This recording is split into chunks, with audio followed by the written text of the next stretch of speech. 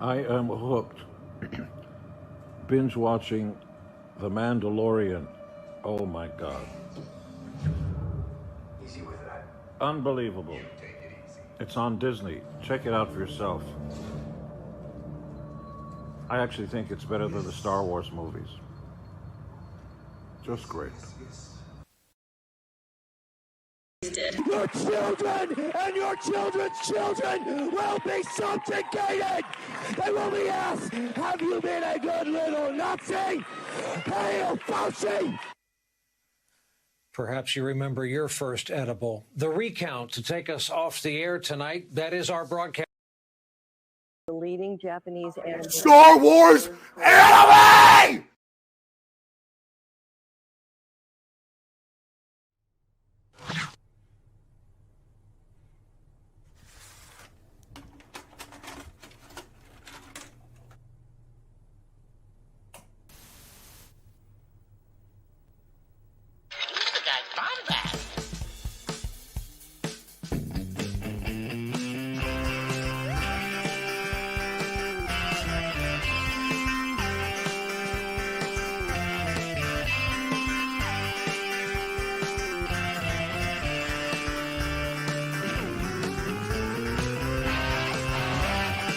Stay Bombad.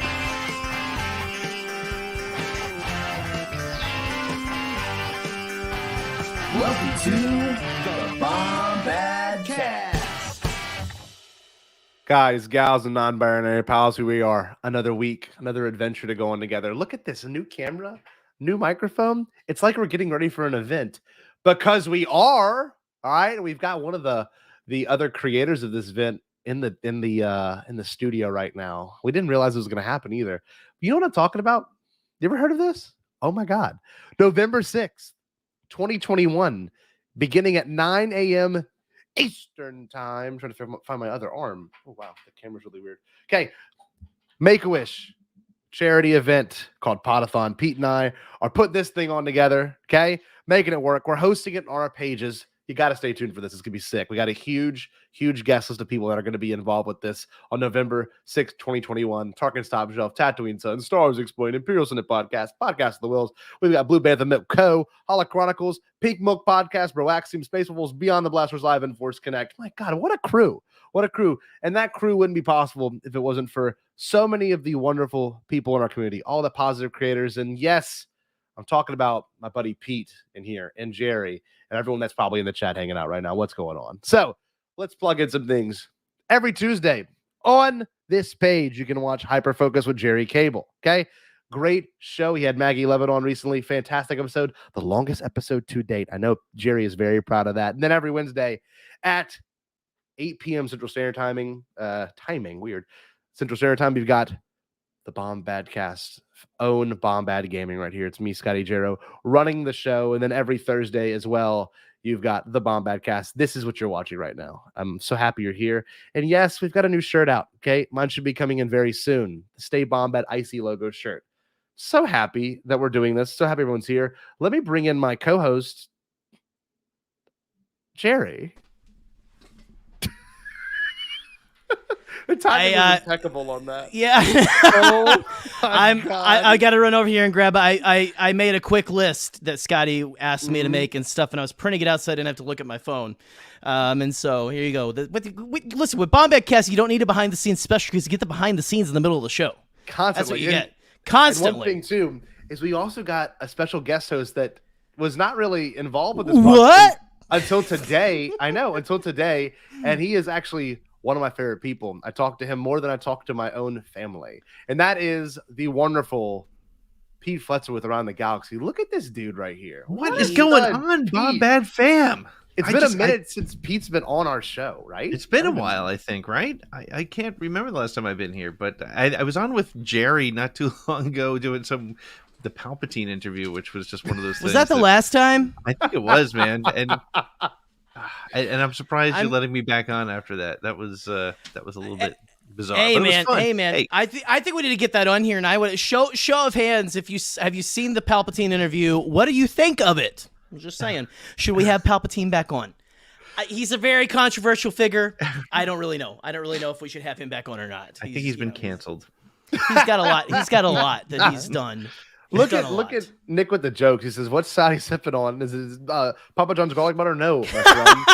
I am sipping on pineapple sake. So I am currently enjoying the finer things in life that are a part of the Japanese culture while we're talking about Star Wars Vision. I can't believe you took that off a brown paper bag on the street on your way home tonight. That's amazing. I did.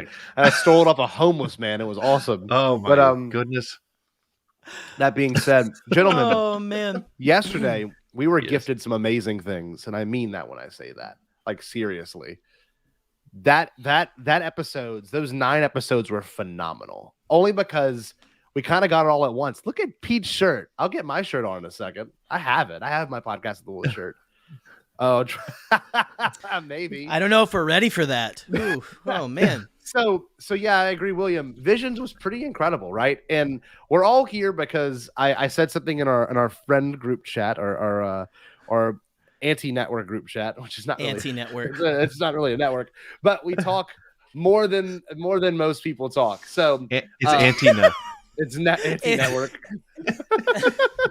It's the antithesis of a network. I'm gonna need some more of this. We all attack each other, but so we're in this big group message, and like I definitely text that message more than I text any person that I love or know. So just know that's part of my life. And so in that group message, I was pinned to the top of my messages now in iOS 15. Yes. Just yeah, so you know. yeah, it's I do always that too. at the top. So I was telling Pete and Jerry that I really love Visions. I think I liked it more than most things than I expected, especially the weird stuff. And that's kind of a nice discussion, right? I mean, hopefully everyone's seen it in here. I don't think we're going to get into that crazy spoiler territory because it really doesn't yield itself to that. It's not like it's canon where it'll be ruined for but you. I mean, if you want to have the some of the stories have very cool reveals and stuff, and Sure. I think we will be talking. I think we'll be getting into some of that stuff. So Yeah. if you haven't seen. But yeah, it's like I don't think Kylo Ren's gonna show up in season 2 or something, you know. Now I do want to Spoiler. this with Pete real quick because Yeah. I want to hear your take because I think you might be the only person that really feels this way. Pete, if I'm not Yes. mistaken, you would have rather this drop week to week.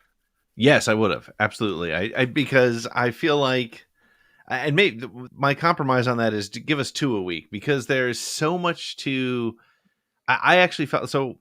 Coming into our conversation, I rushed through. I mean, I didn't speed it up, but I watched the last 3 late this afternoon, and because I hadn't caught up, and I felt like with the whole thing, I haven't been able to like just sort of let them all sink in. So now I'm processing 9 very different stories, 9 different very different concepts and designs and things all at once. Whereas I think one of the great things about Disney Plus has been this ability for all of us to kind of get an episode and talk about it and share it online and work through it ourselves. And I think that would have been great. That said, I think I'll end up watching this again, probably over the weekend. I'll end up watching all 9 again. Heck yeah. And the idea behind it too, when it comes down to it, we're used to that now. And once we get like a massive dump of stuff, you feel very overwhelmed. Like I had to kind of like make it a priority to make sure I watched all of them before we did this live stream. And I didn't think that'd be a problem, but it was 2.5 hours worth of content when we're used to seeing only 40 minutes a week. So it was a lot for a minute there, and it was good. But each one of them did bring its own flavor that I would have rather have been digested slowly than be like, okay, on to the next thing, which I don't slowly like over mentality. 1,000 years. Yes. Instead of to make a reference of the Star Wars. But yeah, no, Jerry, what about you? How do you feel about that? Because I would have liked week to week as well. I think I would have liked week to week, but there was something to me. My Death Star is blinking in the background. Can you see the batteries dying? I just now noticed that. I'm gonna move that. I thought there was some sort of alert. What if it's like the Death Star? The Death Star alarm just. Yeah. Okay. This show's already great. What was the question again? Oh, okay. Week to week. So, I think it was an interesting choice what they did with this. I found myself really enjoying that it was all there. But again, there was that I need to make sure that I don't, see a spoiler or something, things like that, which again, it's not canon, but at the same time, there's some things in there that the way they choose their time period leaves a lot of room for them to tell stories like this. And there's actually a few stories in this one that I wouldn't mind if it was canon. Exactly. Honestly. There's definitely a few things in terms of storytelling that I would have loved. And Michael brought one up too. Where is it at? It was in the chat 2 seconds ago. There we go. He said the Knife Jedi has one of the best twists I've seen in Star Wars. And I agree. There was a moment that really, it was a twist, but it wasn't like an emotional twist. It was just like that's pretty clever, which is something I actually really enjoy. And I too was screaming at the TV. So if they would have done that in live action, cool one, I was like, that would be really cool to see that translated somehow. Or if they spent, or just to draw these stories and say they are canon and stuff, or some of them, or this one. Sure. It reminded me of those books, the myths. He muted. You're muted. You muted what in the world? Well, I I didn't do anything, so I don't. Wait, your microphone is very different too. I don't know what happened. Your Really? microphone, you must have unplugged your microphone. No. I didn't unplug it or anything. Something popped up though, so I don't know if like some update or something hit. I don't know. Well, anyway, I don't know if mics have updates. Fix your mic because it sounds like a garbage can. Yeah, thank you. You just changed yours, by the way. So there we go. What do you mean? Oh no, I know. I'm joking. I was just trying to throw shade. Guys, hey, come on. That's why I'm here. You know what? Are you guys gonna? Did he just shut himself out?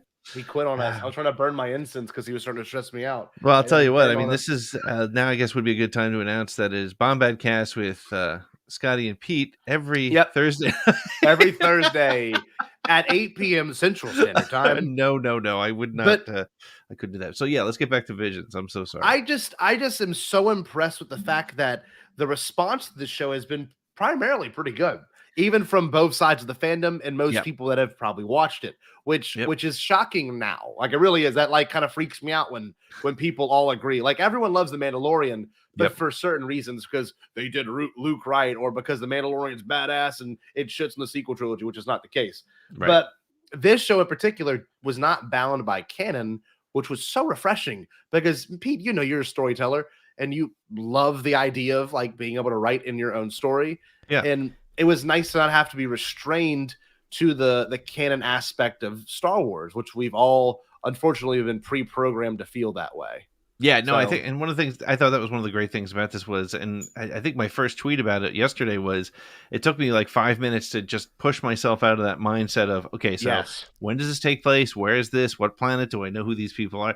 And then once I got to that and just sort of accepted these as cool stories that happen to use, and you can't even say it uses the Star Wars rules because it doesn't. The only thing that was consistent across every single episode I noticed was that every single one had a lightsaber story. Yes, every single one was a lightsaber story. But other than that, I mean, and you had the Empire on a lot of them.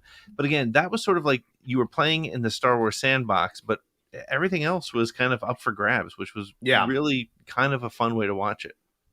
Then, and for someone that's also a canon junkie, Jerry, how did you take that part of it? Honestly, which part of it again? I'm sorry, I don't know if you noticed the whole idea. So I did notice that. No, but by the way, yes, Nick, you are right. It was my camera audio, but I didn't. The weird thing is I didn't touch a thing, so I don't know what happened. I was being a perfectly good boy, being still, and so. What do you feel? How do you feel about it not being canonical per se? Because that was something that Pete, I don't know. I feel like. We could all I enjoyed it because I didn't like, how does this fit? I didn't freak out the whole time like Pete said, which was great. How did you feel about that, G? I think what I was saying before my computer did some shit to me was that I really enjoyed it reminds me of the way they do the Myths and Fables book or they rebranded maybe it was the other side of the fandom is the one who changed my mic. Who knows? Because I was gonna say they rebranded the EU to Legends and stuff and everything. I like that kind of because to me it doesn't mean that it didn't happen. It just it doesn't matter. It means hey, maybe this is the story people tell. Like sometimes this is like the campfire stories, things like that. And It's that's like really the a samurai lot of these had movies of that. the Star Wars universe, right? Yeah, It's yeah. Exactly. Right. These are the stories that Maybe they these are tell, and holodramas. or Somebody something. said on Twitter, I wish I could remember who it was, because it was a really good concept. It was like, imagine the stories that Yoda had to tell the younglings to keep their interest and tell them stories, because each one of the stories had an important lesson. You know, you had these little 20 minutes with, and they were all similar lessons, but there was a lesson Sure. to each story. None of them were, other than one or two of them, none of them really were without some sort of pretty obvious but well done, not hit you over the head, but sort of moral tale. And Sure. so that's a cool concept. And again, they were just fun stories. I really enjoyed them. I think it was difficult to tell a story in that short amount of time, but the style yielded itself to do that. Like, the thing is, whenever you have something like Clone Wars or Bad Batch, you're so set on a certain expectation. Like, Yep. Clone Wars had the exposition at the very beginning, war, all of Yeah. that. Whereas a show like this, it can start off any way it wanted to because of the studios that worked on it. And I did love the fact that every episode, except for the 2 or 3 that were made by the same exact company, all were very unique from each other. Like, the style itself was incredible. Like, some of them I really fell in love with. Other ones I'm like, oh, I would have liked if it looked a little bit different. For example, I think it's going to be one of those ones we look back on. Toby, the animation style of that was sick, but it was so different that I think it might have alienated people from enjoying it. Because, like, when Toby walked, it was like, and then the music was weird. It was odd, but it was very like droids to me. That's what I was gonna say. yes. It reminded me of those 70s and 80s the 80s cartoons and stuff. Very like very. I mean, very even the vintage way feeling. the professor, even the way he was drawn was. I mean, all of it was drawn funny, but the professor, his chair. The way it everything moved and everything. Like, that first shot is very like droids to me, where it's like, totally. But I like that aspect of it because every type of anime is going to be different, and we all know this. I mean, we're not connoisseurs of anime, and I don't think anyone else can. Like, some people are gonna obviously maybe pose as anime, like big fans of anime, but at the same exact time, none of us really watch anime besides the ones that were Americanized, like DBZ, right? Naruto or Pokemon. Like, all that's pop culture anime. We don't watch the deep anime. At least I speak on behalf of you two. But like, my friends, like Eric's brother and his best friend, like, they are like huge anime fans. Like, that's all they watch, right? So I don't know how they're gonna take this, but as a super casual anime fan, I liked it. I liked how different it felt, and I liked that every episode brought a different flavor, Yeah. And some were better than others. I will say that in terms of its style. And it's funny going into it. I had asked my son. I was like, "Hey, Jack, we have this. There's a cool series coming on Disney Plus. It's new Star Wars stories." It was like, great. And I was like, and it's anime. Do you know what that is? He's like, oh, that's that weird drawing with they all have big eyes and it's very dark lines. And I was like, oh, okay. And we watched the last 3 together tonight. We didn't watch the first 6. He hasn't seen those yet. And afterwards, I was like, "What did you think?" He was like, "They were pretty cool." And so that says this could be a gateway drug for a lot of people to get into actual anime too. Like, other anime. There was no tentacle porn in this, so I was a little bit we're good, right? I mean, I was a little upset, but I guess I'll be okay. That's amazing. So wait, funny you say that, because I want to make sure my mic didn't get changed again when I said I was okay with tentacle porn. So I have a group of students that are refusing to watch it because it is anime. Now, I think we all went through that phase when we were like in 8th or 7th grade where you hated a band or someone just because they were popular or they were new. Like, for some reason, I don't know why, when I was growing up, I just hated the Doors and I never listened to them. I literally couldn't tell you why, Pete and Jerry. But for some reason, when I got a Doors CD for Christmas that same year, and I listened to it, I'm like, oh, I kind of love this. But I think what happened to me with the Doors movie. Yes. That was me. Just like whenever I was in punk bands and stuff, like, I'm not gonna listen to dumb classic rock or this other stuff. Like, it's like when you're a younger kid, you're just like, I'm gonna be nonconformist. So they are like, I'm not watching anime. It's so stupid. It's probably gonna have furries in it. And I'm like, well, You're not wrong. That's For one, not. you're kind of That's not not. wrong. Well, but I mean, it's like that's not what a furry. Anyway, let's not. Sure. Let's not parse. No. Let's not parse words on that. So Okay. I think we should do this. Because this is kind of how we gauged our conversation in our group chat. Pete had done a top 10 list. And Pete, if you don't mind, we're going to read yours first. But the top 10 list, is this for like what you enjoyed the most, the best story? Like, what is this? Because top 10 lists can be kind of vague. Yeah, so this is, I mean, as generic as you can get. This is the order in which I enjoyed them most, and I took a little bit of time with it. I didn't just blast out there. I moved things around a couple times, and so yeah. So these are, I would say, things that felt. I guess at the end of the day, it's kind of things that felt the most Star Wars to me is kind of what drove the decision. But that's not, it's not the top 9 most Star Warsy ones. But that's ultimately, I think, what it came down to as I looked at it again. So let's hear this list, because I think all of ours might vary. Like, I don't think we all have the same number 1, but I may be wrong. Yeah. So what is your number 1, Pete? And then let's do that. Let's go everyone through everyone's number 1, and then we'll share number. I like this. Okay, what do you think? Classic Bombadcast. I love this. This is Bombad. I feel like I'm on a Bombad show. This is great. Palpatine's not showing up. I promise he's not showing up. Please stay. My number 1 was the Duel. Okay. Yes. I can see why. I mean, that style alone was incredible. Like, and that, what a great one to start off with too. Like, in terms of the whole series. Yeah, and it had it had it definitely felt very, very Star Wars. Right, it was cool because it was you had sort of the darkness to it. I mean, the style was great. The fact that it was black and white with color used at just the right moments.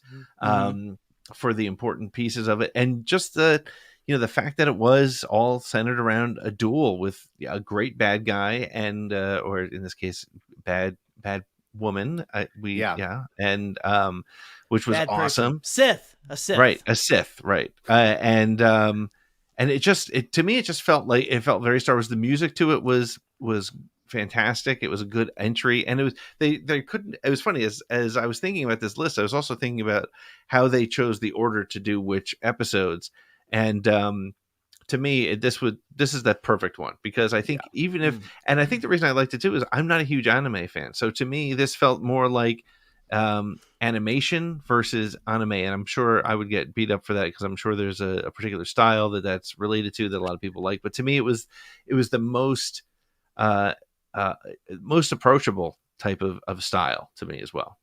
It also was in a weird way kind of extreme. Like, it kind of set the tone for the rest of them, because it's an English dub, so a lot of the words in some moments aren't perfectly synced up with their mouth, which is for us with Star Wars, it's kind of a hard thing to wrap your brain around, because it's usually designed for people that speak English, right? And for the first time it was not, and you're watching it and like it's not horribly bad like some anime can be, right? But this, you're watching it and you're like, okay, I can see where they're going with this. And Jerry mentioned something really good before we even started this conversation, that some of the dialogue doesn't translate well, and we'll actually end up talking about that with the other part of our list. But well, it's like there's a way of speaking, in a different language, the idioms and different things like that don't translate sometimes to other things, and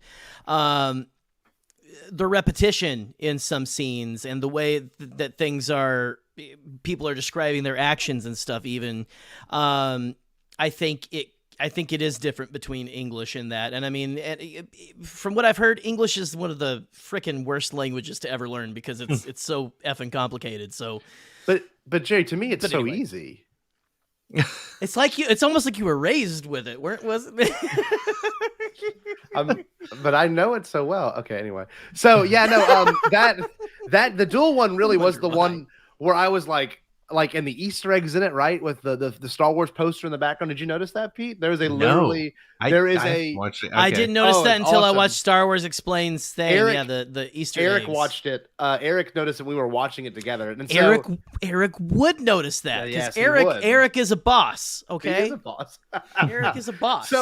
So when I was watching that with him, that was the only one that we watched 6 of them together at like 4 a.m. That was the only one where we were like, dude, like this is crazy. Every other one after that was kind of like, oh yeah, I like this. I get this. Yeah. And I think in terms of story, the story of that one's super simple. This guy roams the town, villains show up, he kills the villains. He's not really a good guy. He's not really a bad guy. Therefore, he is Ronin. Okay. He's trying to make revenge, trying to get revenge. And the cool part though, and for some reason they were fixated on this. I don't know if it's maybe they got like a certain script or like a certain thing to follow, but every one of them was like kyber crystals. And I'm like, why is this so kyber crystal heavy? Because like Star Wars doesn't stray away from it, the stuff we get, but like it's a lot of kyber crystals. And he was like pulled up in his jacket, had a ton of them. I was like, this is pretty cool. He had all the blood crystals and stuff. Yeah, it's like he's and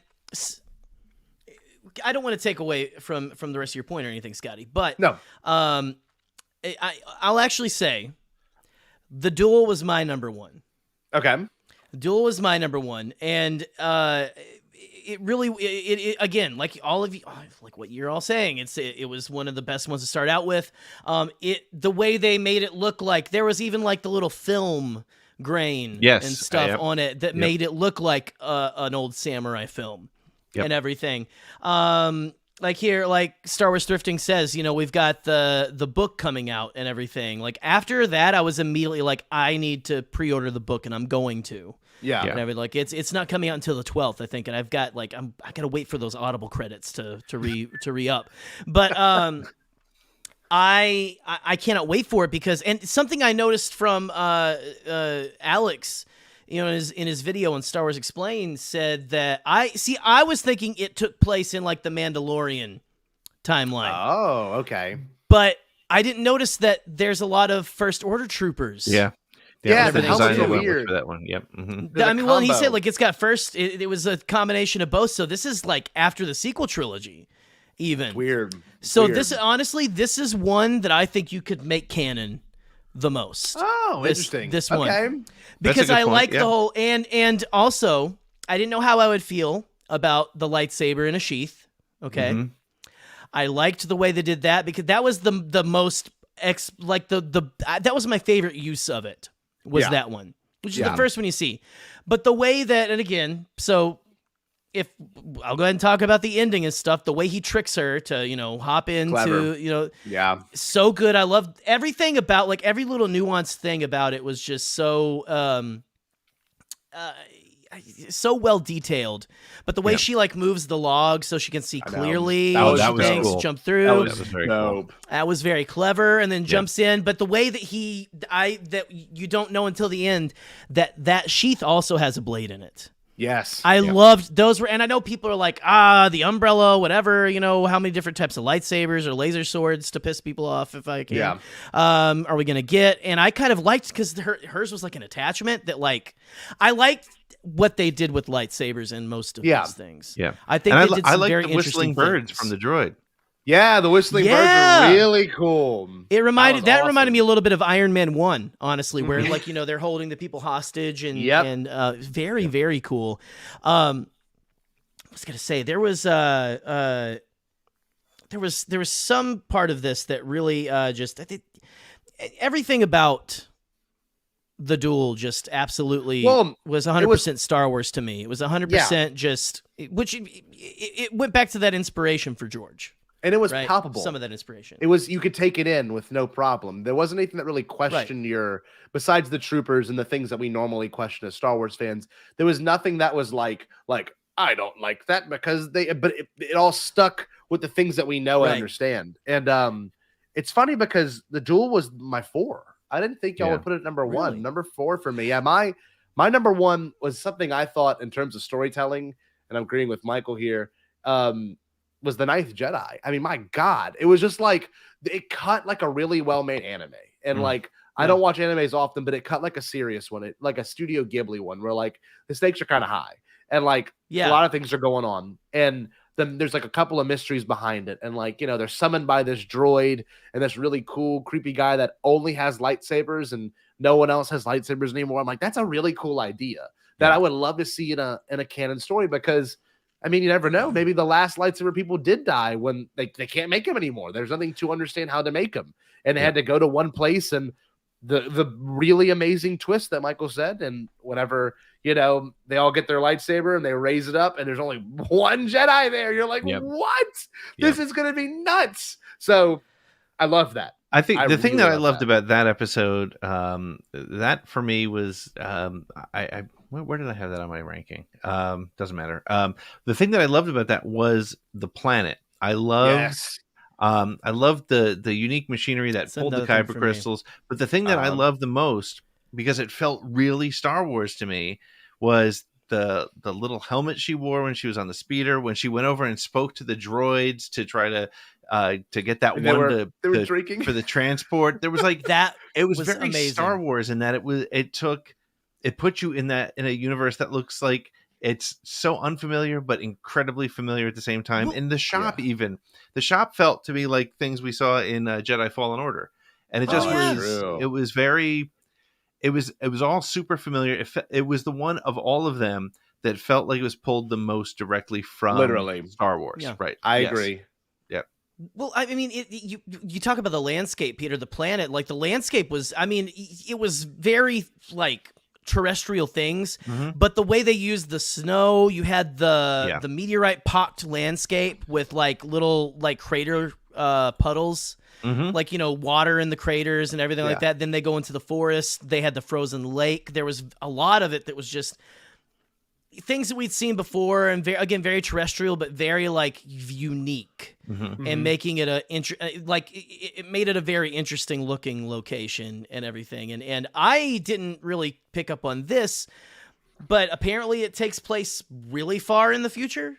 Yeah, that's It's true, the thing. because I there didn't was pick no up other on that. Jedi. There was no Jedi at all, and they were like looking to get a saber forged, and no one else can do it. Right. And I was thinking this was maybe like 16 years or whatever after A New Hope or something, but yeah, no, I don't know. One thing that I would love to see in Star Wars from here on out, the fact that every time they got the blade and they ignited it, it was a different color. So hers was completely clear, and I'm like, that's so cool. Such a cool look. And she didn't know which side she was really with. And then it turned to blue, I'm pretty sure, when she made her choice. Green. And it she turns was to fighting green, them. which I forget the lightsaber colors. Yeah. So I watched that one a couple times today, and I missed it the first time, but the moment where it actually changes, and I think blue is defensive, right? Green is like protection or protector. Kind of, I don't, in the old canon and stuff, I don't know if maybe Michael or someone in the chat can help us out with like what the lightsaber colors used to mean. And then you had the one guy at the end whose saber became purple. Yeah. That was so cool. Which in old canon was you dabble with the dark side, or you you dance with the devil a little bit and stuff. And that was kind of an interesting. Which makes sense because he started as red, right? And he became purple. Which means he said, I let their evil corrupt me or something. Yeah. This is something I believe what he said.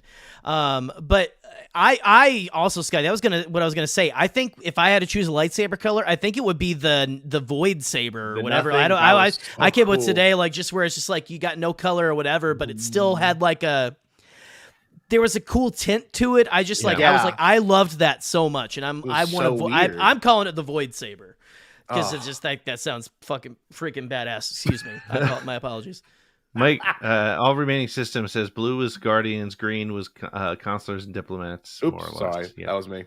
Yeah, that is something too that I don't know if that's necessarily the same in this story, because it felt a little bit different. And the fact she felt more like a guardian, honestly. Yeah.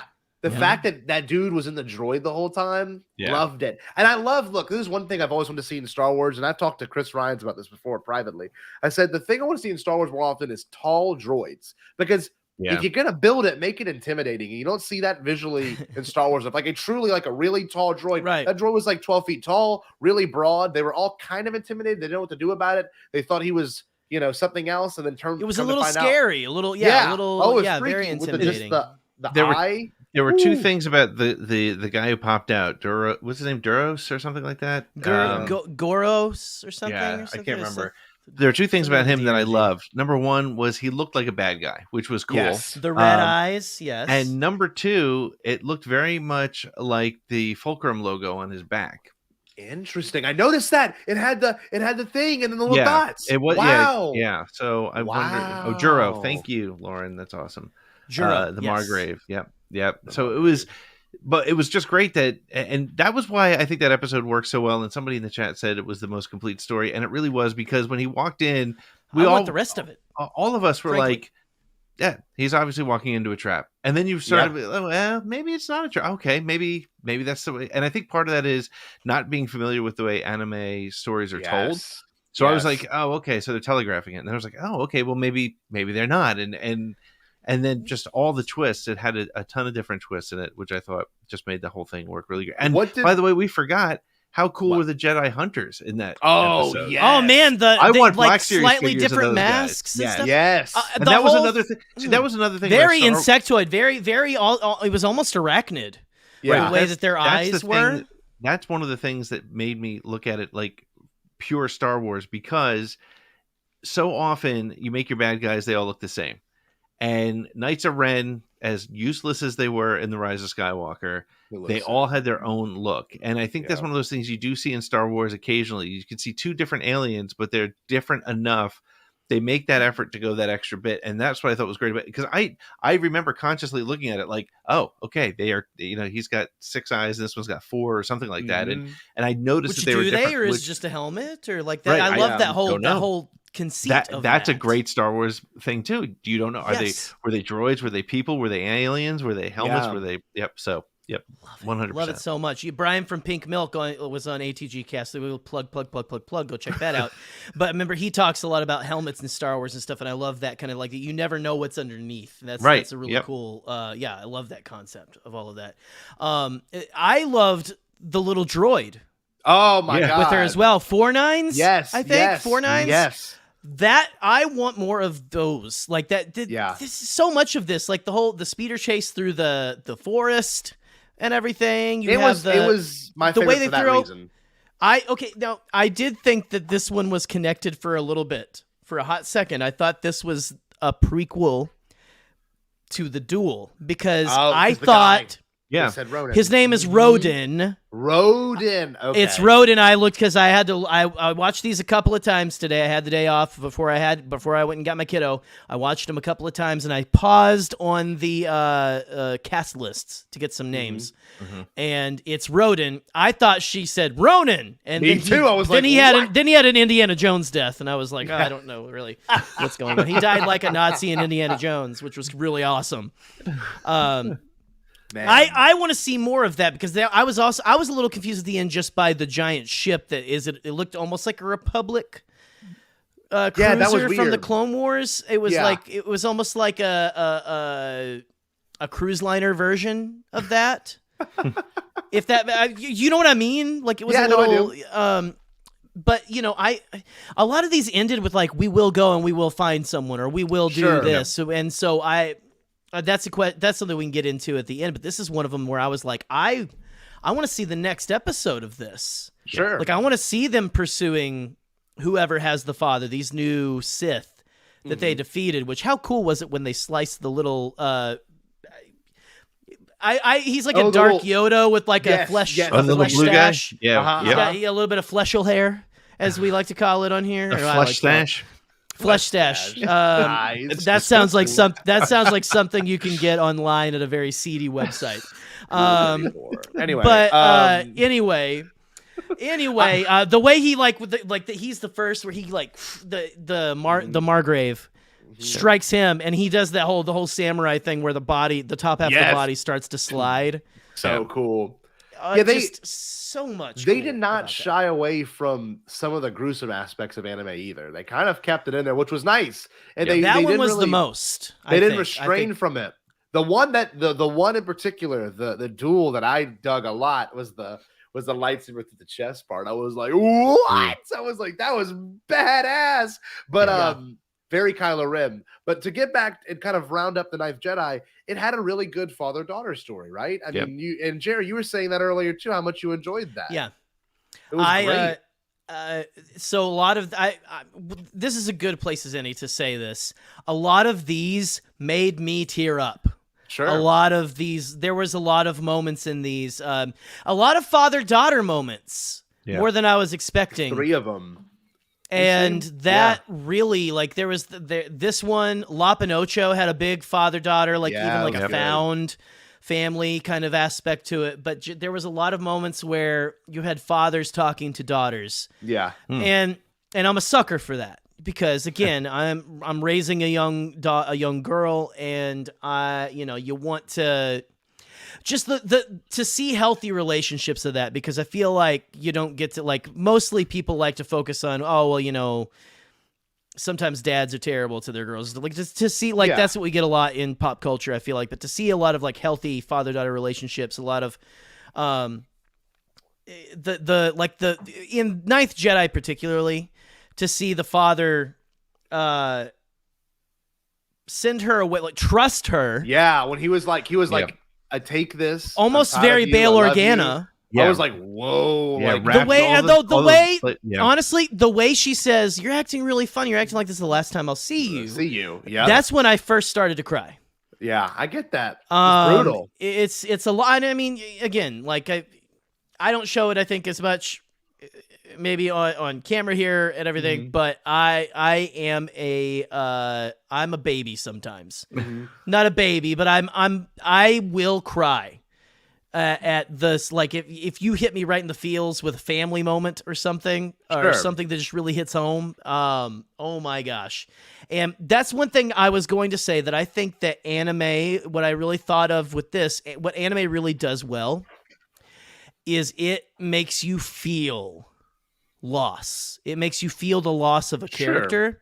Yeah. It makes you feel the loss or just the emotion of the relationships very well, I think. I think that's something that is a strength of the genre and everything. I had a moment like that with, I mean, even with the moment we talked about the duel, where the droid, like the Trandoshan gets, and Dan from Broaxium is probably really happy to see him get pierced with the umbrella, because I don't know if you've heard, Boop knows, he hates Trandoshans, but you had the droid go, like, you had that moment that is in actually a lot of anime. I've seen it in a few animes where, like, you kill a character's friend, and they're taken aback for a second, and they'll go, "I'll kill you," kind of a thing. Yeah.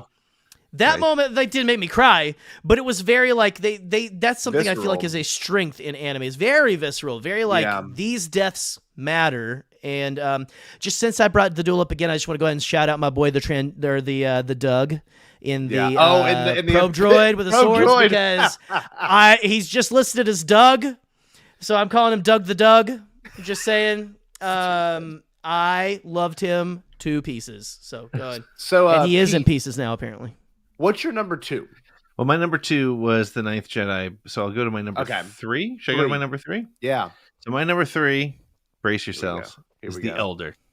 Oh, this is where we're gonna get in the fight. Yeah, this is where the gloves come off. Tell me your reasons why, because you might convert me. But Eric and I talked on the phone for like 30 minutes before we had this conversation. How much you hated it? How much we hated it. But so a couple of mean girls. I don't hate things often. Pete, save it for us, or maybe make me feel differently. I don't know if I'll make you feel differently. The reason I liked it for multiple reasons. I loved the Master Jedi. I thought, and I look, you and I talked a little bit about David Harbour.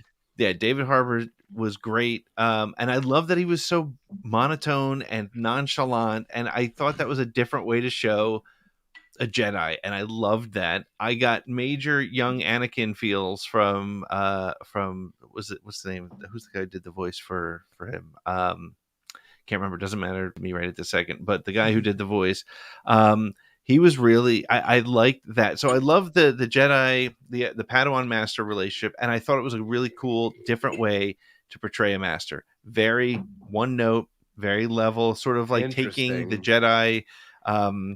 The Jedi rules to heart a little bit differently.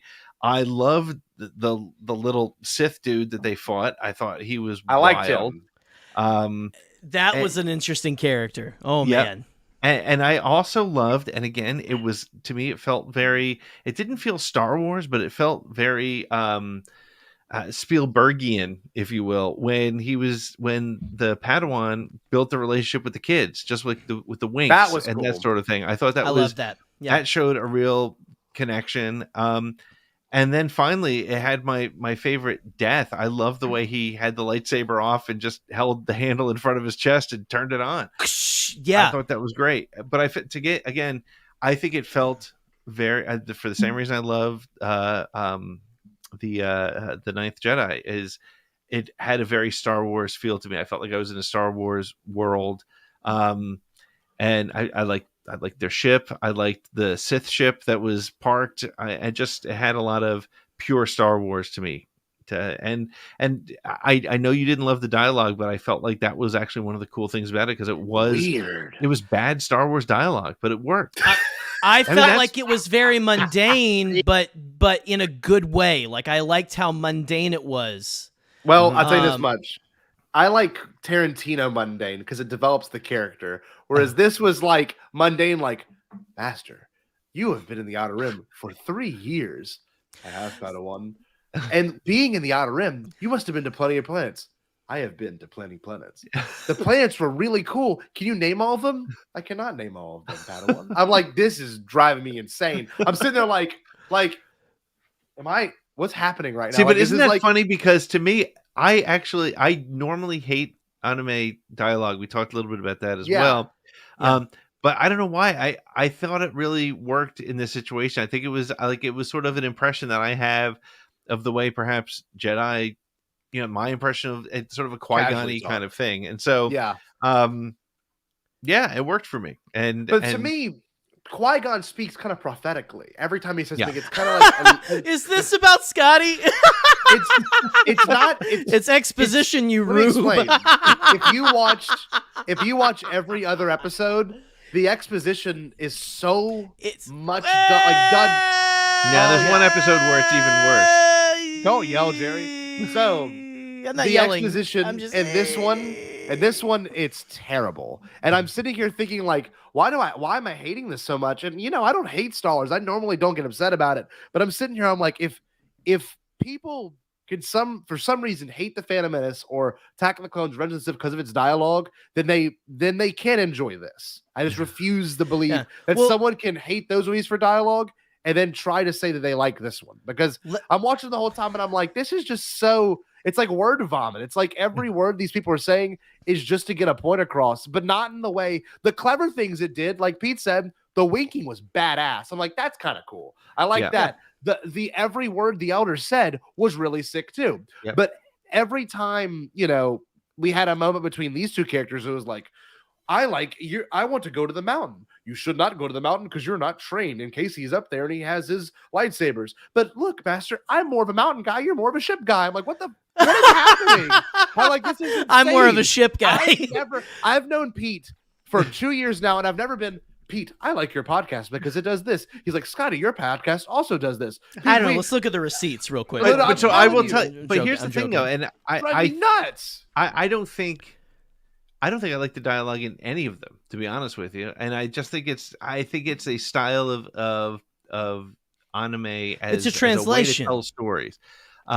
So it was to me what Scotty I loved. needs more sake. Honestly, I don't know if I listened to the words. I liked the delivery. I actually really liked David Harbour's delivery as a Jedi. I thought it was very okay. I don't know. There was something about I forgot it was David really? Harbour. I did. Dude, it sounds like he recorded it in a closet. He's like, listen, Scotty, really muffled, and it's like he recorded that like in his own booth at his house in his closet because it's literally as if they're like, all right, read all these lines, and then we'll read everyone else's lines, and no one's being directed as to what to say. And they're like, let's slap them together. And it's like the inflections make no damn sense when they can, right? That inflections is not seen in animation. You don't see like true inflection. Like you see when I say the word inflection in animation, it's like, Scotty, it's just bad.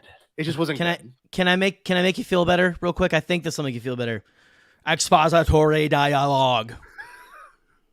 There you go. You're welcome. That is the beginning reference for most of you guys. I think that's the beginning reference. I want to say this because I think I have thoughts about this episode too, by the way. The twins is my 8. If Elder's my 9, Twins is my 8. Because Twins was horrible, but the one thing Twins had over the Elder was the story was sick. The idea of two things that were made from the Force and that they're both twins and they're made by the Sith acolytes. And you can see if you pause it, they're like on Exegol being made. I'm like, that within itself is dope. And the fact that one feels a certain way, the other one feels a certain way, I get that. Like light and then dark. But this one was just like, let's go kill this old guy. Like it felt like a classic Star Wars short story. And you're right. And I will admit that, but it wasn't inventive at all. It didn't do anything for me. I wasn't like, the only thing cool was but the duel was crazy, and it was a classic Star Wars story, but it had a stylistic approach that I appreciated. And I will say the animation for The Elder was very good. And it did have the classic anime guy that was like, the little guy. Really yeah. The short blades too, which was kind of cool. I did dig that. I didn't hate the whole thing, but it was the weakest to me for that reason alone, because it was very much like, Jerry, you like Star Wars. We should talk about it on our podcast sometimes. I was like, this is terrible. This is so bad. That's but pretty funny. That's just me. And Pete, I'm completely fine with you feeling that way, because there were some parts that I loved in that episode, and there's some other parts that, not so much. But I think that's every episode. I don't think there's any episode in this that it was like perfect all the way. No, I agree with that. Yep. It's not canon, but that's me.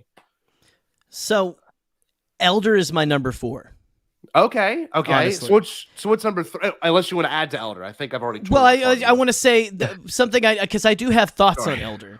Okay. But I don't want to make you mad anymore. But anyway, I want to say that I do agree with Pete on the dialogue, where I can see where you're coming from, because Scotty, to me it was a little. But to me, that was more hero worship from the Padawan. It felt like he looked up to his master so much. And to me, that's where I was like, okay, yeah, he is saying it. Like, it's supposed to feel a little like he's doting on him. He's like, oh, master, you're so great. You've been to so many planets, blah, blah, blah, blah, blah. And the master, I'm with you, Pete. I loved how stoic he was. Yeah. I love how he was very calm, but he, in the moments he needed to be, he was, it honestly, that's a Jedi. Yeah.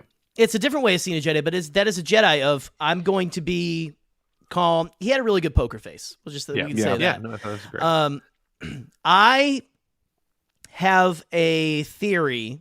Again, these aren't canon necessarily, but the way they talk about the Sith have been defeated, the Sith were, they mention an interesting amount of time. They say the Sith were defeated hundreds of years ago. Not a millennia. I think this is either right before, this is either Old Republic or High Republic. Oh, okay. Yeah. I think this takes place in that time period. I also really love how the Sith, whatever he is, he crumbles into ash. Yeah, that was cool as shit. I thought, awesome. and people were like, that's just a stylistic choice. I would love to see that in a film. Sure. I would love to see there's you can be corrupted to the point to where you don't really become one with the Force. You crumble to ash because you have used every last blown away in the Rise of Skywalker. Yeah, and he became right. Mm-hmm. Yeah. I loved that. It was a very to me. I think that should be canon. I think that should be a thing that is brought into it, because that is, I'm getting sweaty about this, because I think it's an interesting juxtaposition to how Jedi, if you have that training, if you're one with you become one with the Force, you disappear. Yeah. Your body disappears and fades away very gracefully, whereas the Sith, you just crumble into dust. Yeah. You're ash, because you used all of your Right, all your good times. Yep. You used your life force. You used all of that for that. So I loved that. And again, I am planting this firmly in between the Old Republic and probably more in the Old Republic, because they said hundreds of years since the Sith. Where I found that lore very interesting. Yeah, so it was pretty cool storytelling. I'm a very big High Republic fan, though. So I think I might have the most controversial number 2, and I mean that because. I don't know. I'm 12 years old. I'm sorry. I'm 12 years old. I know you're talking about your number 2 pick, not a poop. Oh, Jesus. I stupid. Akakiri, which is the very last one. That is a very controversial. The story. I don't disagree. The visual storytelling was very unique for anime within itself. I don't really know where to pinpoint it in I don't know who I can refer to in terms of its style in other shows. Mm-hmm. But the story within itself was the only truly bleak one. That was really bleak. Oh, it ended so bad. Yeah. Oh, And Yeah. it was well done because he kept having these visions of someone getting attacked. And I'm like, what is happening? And come to find out, I love the twist of it. And I'm like, oh my God, Yeah. that was her the entire time. But the idea behind it of like, this guy was so in love with this person, you know, wanted to take her and make sure her kingdom was safe and everything. And then come to find out, he pulled the Anakin card where he thought the only way he could save her was to, you know, give up everything that he loved and his good side, his morals. And I really liked that it wasn't stormtroopers and it was something else. It was a different entity of people, and you know, it wasn't anything a different we've seen before. quote unquote True. Sith than we've seen Yeah, before yeah. as well. Like it was someone. This felt very ancient to me as well. Honestly, Yeah, it it did. felt like it was very Old Republic / High Republic, whatever you want to talk about. Maybe more Old Republic, frankly. Yeah.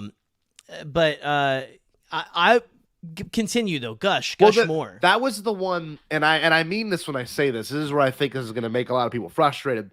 The music in that one alone was freaking amazing. At the very end, where it's like just those solo drums after he's like fighting those people, killing all of them and stuff. And then, you know, he likes walking off with, you know, the commander, whoever that lady was. When he walked off with her, I was like, this is crazy cool. And so I'm watching, I'm like, it didn't hit me till that moment that the music itself of that episode and the episodes that came before it were really, really, really good. And I said something in our group chat and on Twitter that I think I'm going to hold to it.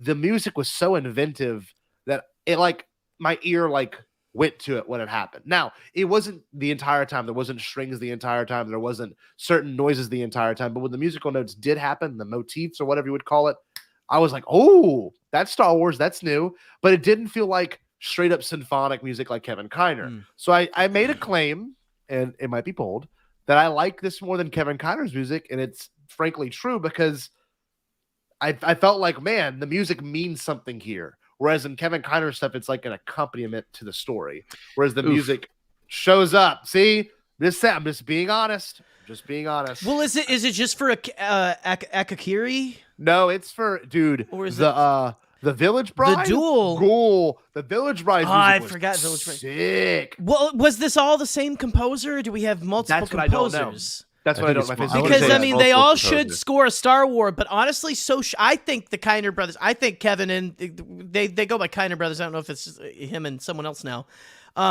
Just from the Bad Batch, the music in Bad Batch was incredible to me. Sure. And I think that Kevin Kiner deserves to do a Star Wars something, maybe even just like a live action show. Jerry, I'm do me a favor. But I'm with you that the music was incredible. Do me a favor, Jerry. Hum your favorite Bad Batch theme, just real quick. Let me see here. Well, I like the one at the end where they actually bring in the theme from episode 2. You're a bastard. I want you to know that. Pete, hum your favorite Kiner theme. No. See? But because I know where you're going. But can you hum your favorite? Hum your favorite Visions theme. I can't do that. But wait, Kiner has conducted, I would honestly say, probably 400 hours of Star Wars music, and there's nothing in it that I've ever been like, oh my god, amazing. Where I'm watching this. Ahsoka's theme. No, it's not. Come on, the clones, the theme of the Kiner brothers. Pete talk. The Kiner brothers have a different. You shut your mouth. The Kiner family, Kiner people, Kevin Kiner and friends. They have a different. They have a different objective. Their objective and what they do brilliantly is they take familiar themes and they know how to create Star Wars music around it. I think they do a better job than. I will agree to that. I'm with you on that. And I think they. And I will take the opposite side. And I think even Michael in the chat mentioned it. The music started to get repetitive to me, and I don't think honestly nothing original. Stuck out to me. I don't think it was terribly original. It was 100% pure samurai film, generic music, right? But it was good. It fit the none of it was out of place at all. It was all perfectly done. But I started to get kind of like, all right, yep, there's the flute again, there's the stringed instrument, there's the drums, and they were great and it worked perfectly, but it was like, So I would love all those people who ever, like, if we need to find out how many people scored the stuff, I would love for them to score more stuff. I wonder if each studio but I think did. Kevin deserves it before they do. Well, my thing Honestly. too, this proved to me that Star Wars obviously is a type of world music where it's around the world. Everyone can appreciate that. That's evident with John Yeah. Williams. But in terms of obviously, The Mandalorian tested everyone that first episode, and you can't say it didn't. When I first watched Mandalorian, I'm like, I don't know if I can get used to this because it's weird. Yeah. Because the music Yeah. was strange. But watching this, it felt more Star Wars to me at first watch than The Mandalorian did. Felt like Star Wars. Really? Because the music was so of its traditional background. Okay, but Star Wars within itself is of that traditional background, visually telling and thematic telling, obviously. So when I'm watching Visions, I'm thinking to myself, man, this fits more to me than forced symphonic music. And There the movies are an 9 different exception. composers on the Vision soundtrack. Okay, Yep. okay, we're gonna interview all of them. Number 2, You're gonna have a serious time difference, I think, on Well- a lot of these guys. Well, listen. Probably can't even talk to him. Whoever wrote the song for Tatooine Rhapsody definitely needs to score a Star Wars film. Oh, That's hell all I've yeah. got to say. I love that. I want a song that is in basic in Star That's Wars. true. That was an itch because you never had. There's no song in basic, and I would love to have that. And I think they did a little Huttese at the end, didn't they? Yeah, a little Like bit. I whenever think so. everyone's singing, they did a little Huttese and then free yourself and stuff. Yeah, I loved that kind of stuff. But Celebrate the anyway, love. That's Celebrate the love, something It's like a line that. from Yub Nub. Exactly. Yep. Also, one thing too, I'm getting attacked in the chat. It's like my favorite thing in the world. This is my favorite. Here, put him in the garbage. He deserves it. Look, I will say that if you go back and watch it and you watch it from a musical perspective, I think a lot of you will not be disappointed. Now, Yeah. if you do the same thing for Bad Not Batch, disappointed. I'm sure it'll be the same exact thing. But eat a toilet. Look, Eat a toilet. hold on. I'm gonna save it here. Kiner has had opportunity to do Nope. a lot of Star Wars stuff, Right. whereas they only had one short per each. Now, Yeah. that's a hard thing to balance, and I completely respect that. And I do like Kiner's music, but in terms of the music actually being a fundamental character in this, I think it worked better for me. And if you go watch Akakiri after Oh, this, absolutely. watch that final moment, and it's just drums. It's like barely sound I'm effects. gonna It's have just to- drums, and I'm sitting there, I'm going, this is really George, because I don't know if you know this. I was listening to Brian J. Jones' George biography, and one of George's best montages he ever made in college was this really weird, like tribal beat song that's like Afro-Cuban song that was just like crazy drum beats, and it was cuts between like war, images of war, and just the word peace, and like it was really cool. So I'm watching this, I'm going, this is really visual and audio storytelling way more than it is like a narrative storytelling. That last one in particular, Akakiri. See, So- and now I just haven't seen Akakiri. Like I watched it once I watched because once it was too. at the very end, and I will say, so I've got it pretty low on my list. It's number And I 6 don't mean for me. it's Okay. number 8. It's number 8 for me, but it's because I haven't watched it enough. I will say, I loved, and honestly, I think that his joining of the dark character, joining the dark side, Yeah. more well done than Anakin's fall. Honestly, Wow, because I why? will say, he joined for the same reason as Anakin. Mm-hmm. And he makes his mistake, right? Which it was a trick for one thing. But then he still goes, it's like, I've got to do this for you. And to me, it felt a little more well done than the way it was done in Revenge of the Sith. Oh, okay. So wait, and also the aspect of that where he kind of Ben Solos her too, and he saves her, and then he walks away from her. I'm like, damn. So he got what He has, wanted. well, and like you can see the remorse in him where you Yes. can Yeah, with but Anakin. to your point, that's a very. I mean, Anakin had Padme survived, he probably would have tried to be with her. Yes. He would have whereas killed this guy- Palpatine. Yeah, whereas this guy was like, all right, I did what I needed to do. I saved the one I love's life, and now I have to pay the price. So I'm going to go be dark. And Because that was her aunt, basically, right? Yeah. Like it's that a was different another kind thing. of story, but it's an interesting sort of bit. Yep. That But, that was very powerful to me. So I will say it might move up my list, but I also like how crazy it was that they had to hide out going from each Imperial or whatever encampment it was. That was really cool. And they're like, hiding out and walking around it. They were on those weird ostrich things. I like no that. eyes. I love those. I like things, And George Takei. Yes, George Takei. Yes. Oh, was he one of the? And Yeah, I he's one saw of the goofballs. someone. Yep. They compared the two guides to the two. They're 100% of Hidden Fortress. 100%. Hidden Fortress characters. Yeah. I'm gonna have to read because I haven't watched any of the old samurai films. That's just on me. Great. That's because of time. That's because of whatever. I just haven't. HBO been able Max to... has all they have all of Kurosawa. them. Really? Yep. Okay, every I'm one gonna of them, have dude. to. I'm gonna have to now. But it's not because I'm like I refuse to watch it. It's just I haven't ever just sat down and go like I'm gonna watch a Kurosawa film now. Well, look, we've gone on for about an hour and 5 minutes. I know we need to get out of here probably the next 10 to 15 minutes, but I want to say this. So Akakiri is my second. I don't know where this one goes on y'all's list, okay? And I was giving Jerry a hard time on Twitter about it, but Lop and Ocho. That's my number Lop and 4. Ocho. Oh, okay, so we're similar. Mine was number 3. What about you, Jerry? What was Lop and Ocho on your list? I've got it a little lower down. I've got it at 7. Why'd you laugh? I've got it at 7, but what? Pete What are we literally thinking? just started laughing out of nowhere because it was my 3 and your Pete's 4, and you go, well.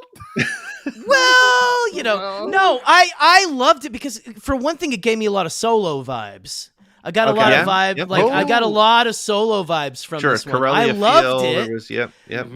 But again, I made this list like 10 minutes before we got on. Sure. Like not even. I made this as we got on.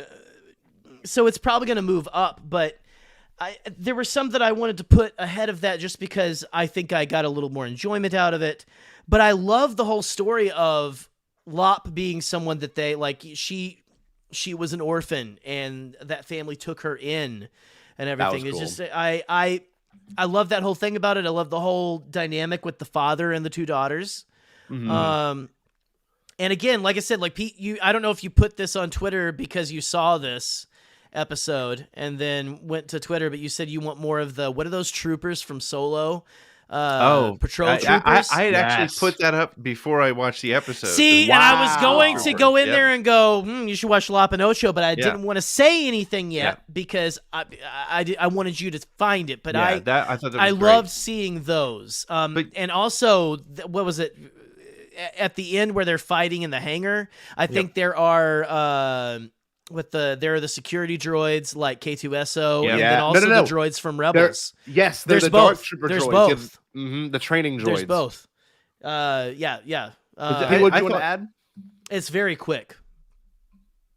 I was just gonna say the Lop and Ocho. I think that was visual storytelling, maybe some of the best visual storytelling because they went out of their way to make sure you knew that not only was Lop not related, but not even the same species, and to make that kind of a relationship to show that you can have a parental child relationship with something that's so different from you and still have that. I thought that was great.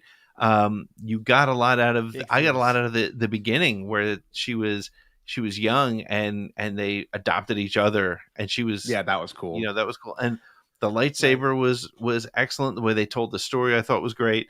The story of where the lightsaber came from and all that. And I love the battle in the hangar. And again, what I also liked about it was it didn't have a happy ending. No, it was. I was actually surprised to see the credits come up when they did. I was like, oh, okay. It was great. Same. I thought it was, and I honestly, of all of them, there were 2 that I was like, there's 2 that I'm not going to like: Tatooine Rhapsody and Lop and Ocho, because they just look goofy. And Lop and Ocho shocked me to be as good as it was. Yep, I agree. Good. The visual storytelling aspect that I'm sure we all enjoyed was the fact that throughout the episode they referenced the picture they took in that scene, and and whenever that and then they killed the droid. Yeah, that enraged me. That never happened in Star Wars, so it worked. This is another one I was crying in. It actually hit when he was flying by and the lightsaber cut it. And I was like, that actually happened, because you always see Star Wars and they always avoid the droid getting hurt. And for the first time, I was like, dog, they killed the droid. And the droid had the picture of the family as it died. I was like, that's great. That's great. That's tragic. Yep. It was beautiful. It really was. It really was. But yeah, that was one of the few ones that I was exactly like you, Pete. I was like, oh my God, no. Please don't like bring bunny anthropomorphic people in here. Like Was she a Leppy? I want her to be a Leppy. Like she is a Leppy. I don't think she was. On Wikipedia, I love that it's planet. a Leppy.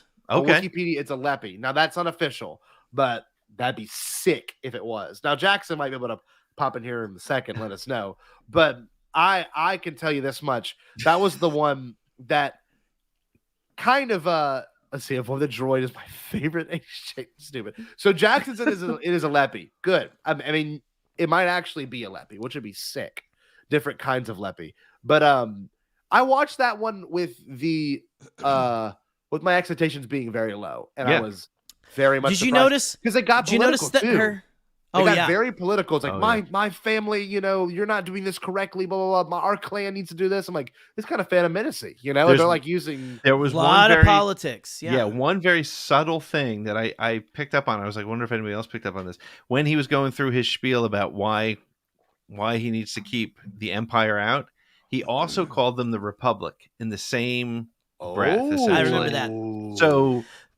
Again, I don't know if that's timing. I don't, whatever. It doesn't matter because it's not canon. But I thought it was probably, I'm sure it was intentional to kind of say they're both, whoever's taking over your planet sucks, is what they're kind of saying. Yeah. Basically, like anti-imperialistic, which would be like not just imperial. That's also just like anyone who's going to come and like we will rule over you. Yep. Right. We'll bring our culture to you.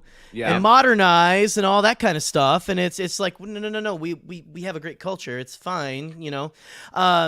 Yeah, no, I loved that as well. And I don't know if you noticed that she had her little Dragon Ball Z power level. That was cool. That was cool. Which I put a tweet out there. I was like, that Imperial officer's power level is 9,000. It had a carrot on it. I don't know if you noticed. It had a green button and a little orange triangle. It's a carrot. That's kind of cool. Go look at it again. That's funny. And that's and now I was always against the big green rabbit until I met our friend, our lovely Jackson the Leppy, in the chat there, and he is himself a tall Leppy. But I'm even more primed than I've ever been. Bring Jackson in. I'm fine. Bring it in. I'm ready. This is kind of cool. Will, one of my students, made a really good perspective. It's like a Jewish person during World War II, essentially. You're not wrong. That's what it felt like. These people are in encampment, places, and they are trying to get out, and she happened to get out, and she found a great family. So she was like, someone hiding away in the cupboard. So pretty cool stuff. Oh, wow. Jackson with the facts. That's Jackson, awesome. I've been converted and everything. And yeah, anyway, I did like it. I know it's lower for me, but I did like it.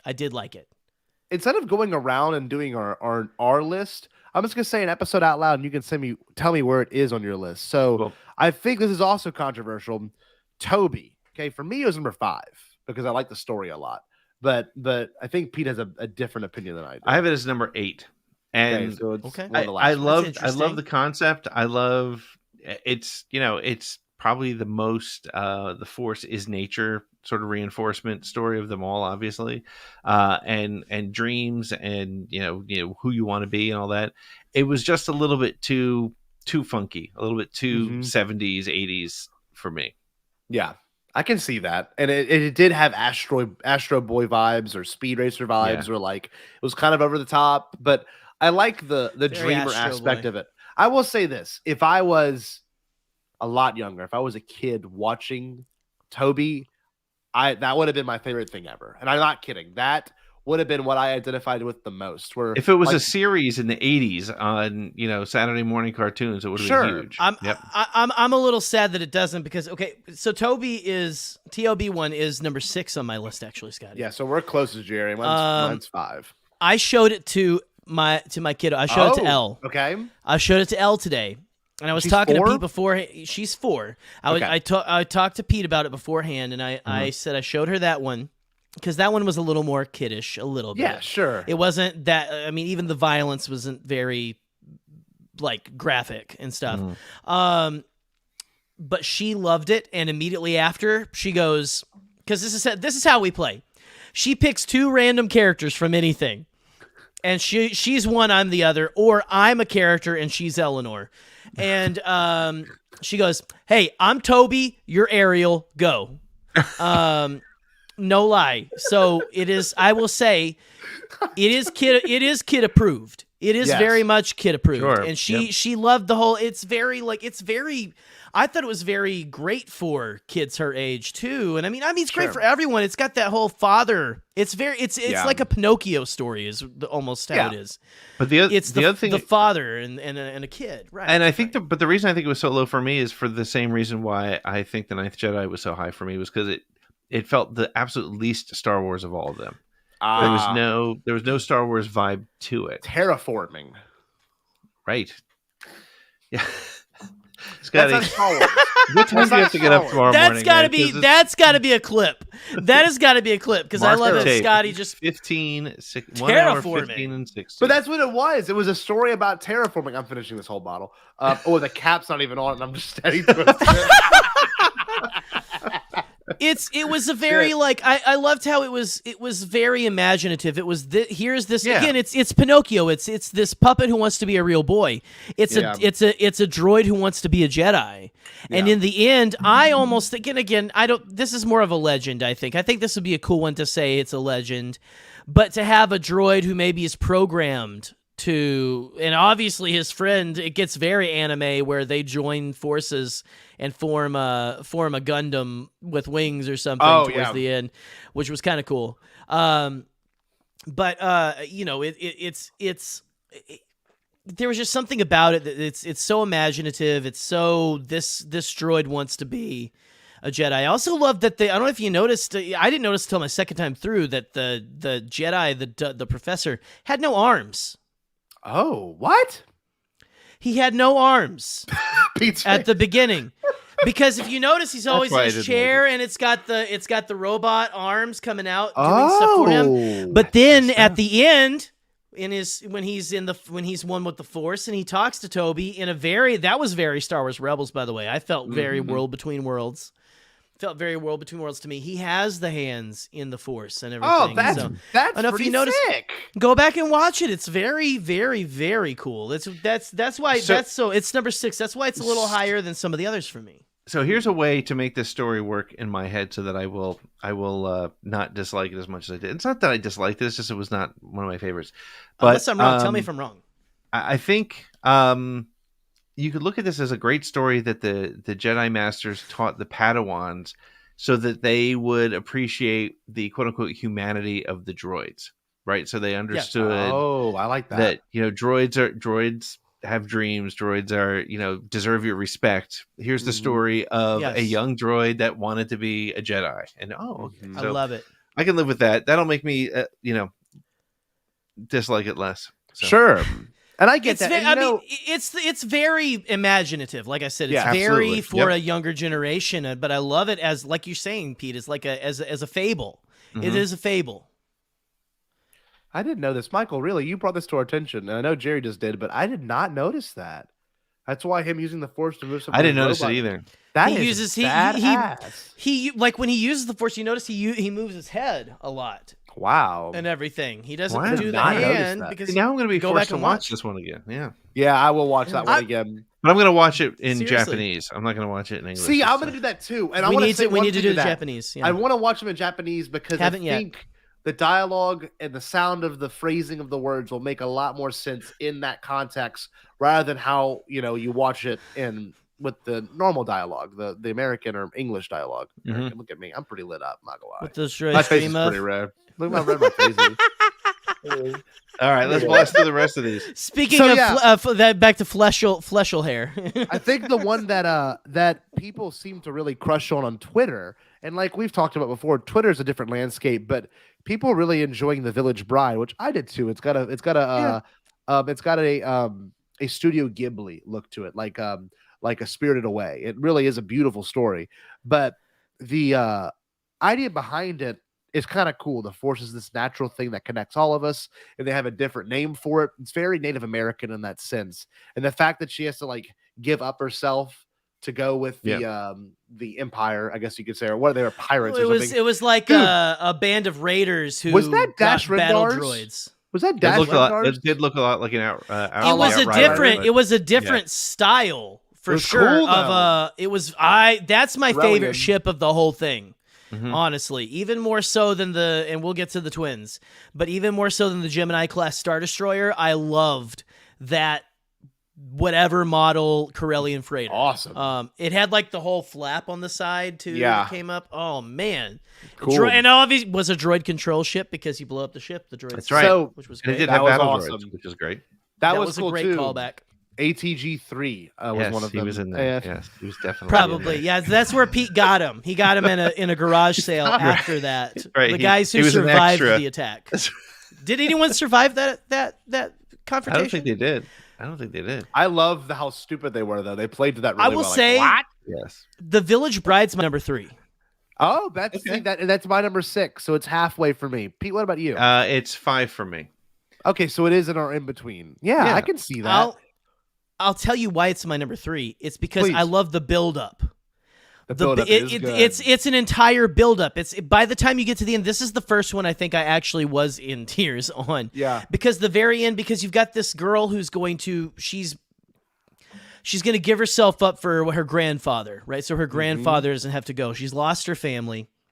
Because not even because of the Empire or the Separatists, these are just raiders. Yeah. It's it's like the very beginning of the Empire. I feel like you've got this Jedi who's very like, she's wearing a mask. She doesn't want to deal with she's afraid to come out and do these things. Maybe it's very Luke Skywalker where she's like, I'm afraid I'm going to make things worse, or I'm afraid to come out and show who I really am because. What if I'm not enough? What if I'm not? You notice she has the Jedi braid, the Padawan braid until the end where she cuts it That's off. cool. Yep. She cuts it off. But the build up until the very end, it makes the confrontation so good. Sure. It makes it so powerful. And the way that, like, I mean, you don't, and I mean, I've forgotten the trailer. We had that whole Kylo Ren moment where the guy gets like paused with the Force. Yeah. But like you have where like I was legitimately like terrified for that girl and her sister, right? Yeah. And he's like that was that's what I'm saying. The anime knows how to really tug at those emotions and stuff. And this one especially, you have him and then like just the catching of the bolt. When she catches the bolt, I was cheering. I was like, yes, yes, yes. And like and what are you, a monster? Some kind of monster? No, I'm a Jedi. And So her cool. also.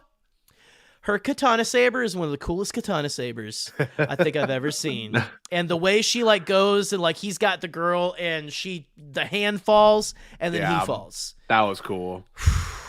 See, And the also thing space stilettos. I'll say that Yes, I'll say that for that was Alden kinda Diaz. weird. Space stilettos. Space That was Stilettos. very anime. That was very anime, but One thing too about that episode, that was when the music kind of hit for me, but that's also when the dialogue was really well done and nothing was wasted. Especially when the guy was pouring the drink for him and he was like, I don't know why I shouldn't be happy. Like I know what's coming tomorrow. And that's such a realistic emotion where we all have, that's life, unfortunately, that, you might be trying to enjoy yourself today, but you know what's coming the next day if it's something bad or if it's something good. And like that was the first time these episodes I was like, oh man, that's like a real human problem that I often encounter in my life where you're like, I want to enjoy this, but I can't because I know what's going to be coming from this. And the fact that they described the Force differently was very beautiful. It was very much like the Na'vi in Avatar. Where you're like, I like how they describe it in this. It's like Native American culture where they describe, their connection with nature in a much different way than we describe our lack of connection with nature. I like that. I really liked that episode for that reason.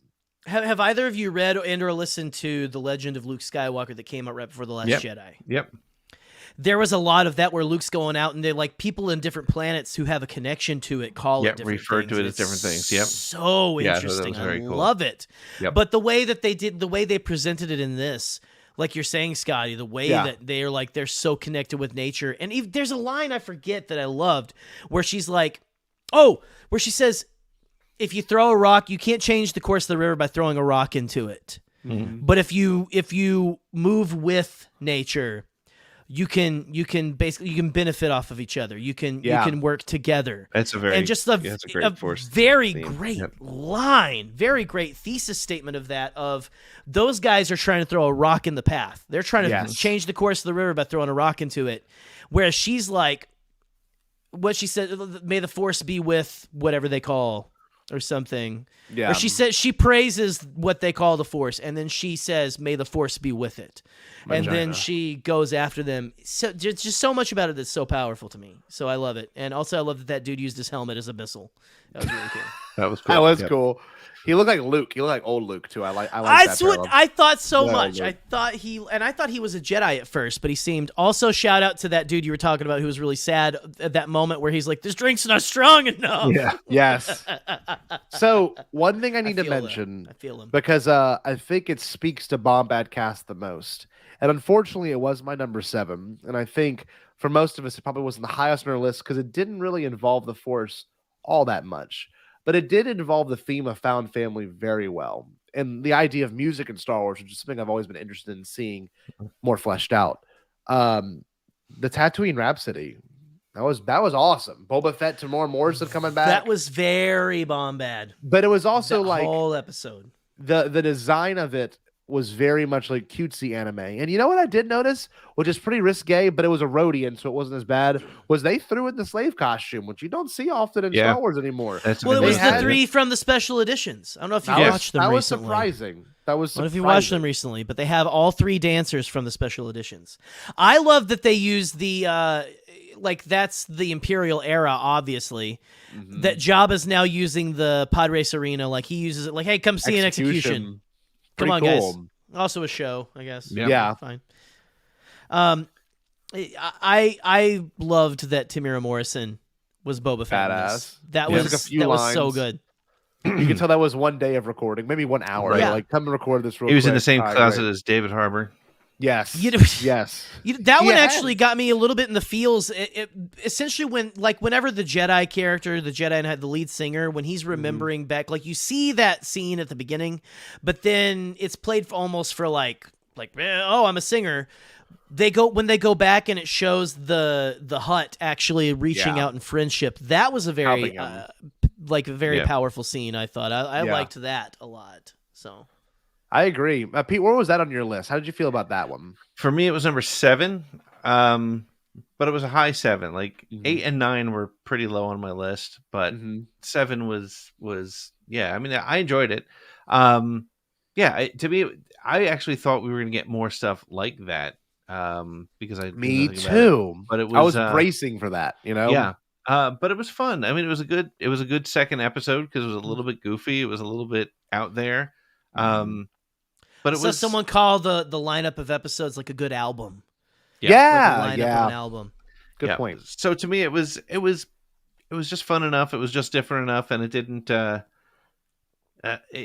don't know. I thought as somebody who's a big music fan, I thought I would be into it more. But music, of course, was secondary. It just so happened to be what they were doing. Yes. It was great to hear Tamira Morrison, but it was also weird that was the second one because then you started to almost expect to hear some other familiar voices. I'm gonna say that. And it also having canon characters in this non-canon universe was a little bit bizarre. Yes. Good point. But it was a fun story. It was again, what was the moral of the story and what was it all about? What were you trying to do? You were trying to it was devotion and dedication and loyalty. That's what that was all about. And true to the idea of found family, which was beautiful, and the fact that when you're watching it, they had a bunch of Easter eggs that no other episode had, where it cut to Figure and Dan the Modal Nodes, then it cut to the cantina, Watching them. then it cut to Obi-Wan's hut. I was like, that is sick. Me and Eric hit each other. We're like, yes! Like I Obi-Wan's was waiting sitting for there them to go in there jamming. and just see. I was waiting to see a chibi Obi-Wan, like sitting there like. Shout out to Jabba the Hutt tapping his tail. I love where you see him and you're like, he's not digging it. He's not digging it. Then it cuts back and he's like, that was so prequels. So that was so special edition. And yet it still looked more like Jabba the Hutt than the one in the special editions. So. I know. I've got him right here. I love you, Pete. Oh my God, it's amazing. Okay. Yeah, Don't Bib listen Fortuna to looked great too. And wait, what do you think of the pod race hanger? What do you think of that? That was so very cool. sick. And it was just kind of cool to be back dilapidated. It was cool to be back at that arena. You know what I mean? That was very cool. Well, the way they had like the whole that like the overhang fly over them and stuff, which is funny because like that's most shows like you have the overhang over the band and stuff that's outdoors. I loved that whole thing, and then just the what was it that he played the flaming rumble bass? Oh yeah. Fantastic. And the droid was a singer. I thought it was cool. It was really hit my well punk done. rock vibes too, by the way. Oh yeah, I enjoyed it. He had a very punk rock voice, which I know it was a little off, but very earnest. I love it. It was very emo to me. Yeah. Mm-hmm. It looks like we got to the last one on our list. And I think it's collectively our last ones. And I kind of want to figure out why it might be our last one on the list. Jerry, don't talk over me. I'm trying to talk. Damn it. Are you talking? I'm sorry, I didn't notice. I don't listen to people who don't like Kevin Conner. You have a mute button, Scotty. You can mute it. Let me explain. The one that is on the end of all of our lists, and it might just be us, and I really want to know what the chat thinks about it. We only got a couple people watching, but I gotta know why for all of us was the twins like either the second last or the last, because that says something either about us as fans of anime or us as fans of Star Wars. I'm very curious because I think other people really dug it. And I saw someone tweet like, Ryan Johnson, you got to watch this. And I'm like, I wouldn't waste his time because it was garbage. that was the one I was like, there's a lot. I think there's other ones that he would like more, but I mean, I think that's I know a lot of people, they wanted to get Raylo vibes from it. And a little, but I mean, it was also very brother and sister though. Well, it was brother and sister. It was more Luke and Leia to me. Like if Luke and Leia were it's like people want a Star Wars what if Luke and Leia were Darth Vader? What if Luke and Leia were shitty? What if they were shitty characters? Oh, well, okay. Well, I guess we're giving it away. A horrible anime episode. By the way, Tatooine Rhapsody was number 5 for me. By the way, but the twins. Dead last. Like the concept, Scotty. I love the concept of them being created. Sure. I love that they used the Sith Eternal cult. I like that. That was. Cool. I thought both their Vader-esque outfits were very cool. I thought that was a cool. Yep. I thought our duo was a little too on the nose. I thought I'm taking it to a galaxy far, far away was way too on the nose. Listen though, now there was so I agree kind of with Alex Damon on this. He said that it's not his favorite, but it is beautiful. There's a lot of beautiful stuff to it, and I wasn't really ready for it. I did think this was going to be the one I didn't like the most because in the trailer you have the lightsabers wrapped around the other lightsaber, and we see in this one it was more of a lightsaber whip kind of a thing, and there is a lightsaber whip in the High Republic, by the way, and so but it was very exposition-y, and I think I said before all of this, it's like this episode was written by Rick Oley, or Olier, or whatever you want to call him, Rick Oil of Olay. I don't know what you want to call him, but Richard Souza got his card. He lives in Baton Rouge. There you go. He lives in Virginia, but there's I still love Rick Olier or Oli or whatever you want to call him. But Rick Areola. I'm a little lit up. Not gonna lie, I'm a little tore up. So wait. I have to say something, my young Padawans. Okay. The coolest thing they did in this episode, which it was very Harry definitely Potter. Lit up. No, sorry. which was very Harry Potter, which I really enjoyed. Was whenever they had gotten that big clash, and then they had like an out of body experience. They were talking to each other. That was the only time in that whole episode I was like, that's kind of cool because we've seen that in Harry Potter, right? When Harry's talking to his parents when he's fighting Voldemort, I'm like, that's actually really cool. But besides that, the episode really, unfortunately, didn't do anything besides the over the top art style, and they did use something too from The Force Awakens that was cut. Don't know if you remember this. In the concept art book for The Force Awakens, there was this thing where Rey had an X-Wing, and what she did was the top of the X-Wing came off, and she held her lightsaber underneath the bottom of a Star Destroyer, and she scraped the whole bottom of it, and it ended up damaging it severely. That was Can you imagine cool the trolls if that actually happened? Sure. Of course, but Sorry, watching sorry. watching happening in anime was really sick. It was really good that way. And the only reason Right. reason it worked was because the rest of it was just such a bonkers shit show that it didn't It matter, was. right? Because they're fighting outside on top of a Star Destroyer. If you don't like, if you think that Star Wars needs to obey the law of physics, this is not the one for you. Correct. Yeah. At least with the helmet thing. There were only two good things about it. One you mentioned, which was I thought that their variations of Vader armor was cool. Yeah. And that they were sort of interrelated. And number two was the Gemini class Star Destroyer was an amazing concept, and I'd like to see more. I would like to see more of that. But the rest of it was the animation style was not my thing. Sorry, Boop. It just was not my thing. The only idea behind it, the ending, was when he was on Tatooine. He was on the broken down X-wing, and he was talking to the droid. I'm like, that's kind of cool. Yeah, you it was know, like cool. he accepted the fact that the way that it was crashed, nose first, was really neat. Yeah. But that's. It was number 9 for a reason. I have nothing more to say. I will say this about the dialogue is one of the points I wanted to make is it is very Speed Racer, like original Speed Racer. Because they're like, oh, he's going to pass me. Oh no, he's coming. He's using the buttons in his car to activate his boosters that are going to make him jump over my car. Kind of a thing, which is very much a style of anime, whatever you want to call it. Okay, it's very much a style of it, and I get it. Not my cup of tea, but I don't know. I think there were some cool elements of it, but again, it's bottom of my list for right now. It just like for all the reasons you guys have already said. Well, if we don't mind, let's try to wrap this up because it's time for me to go to bed and I need to take an Advil. Scotty's had too much sake. Scotty hit the sake. So I want to say this. That's why I love the Speed Racer movie.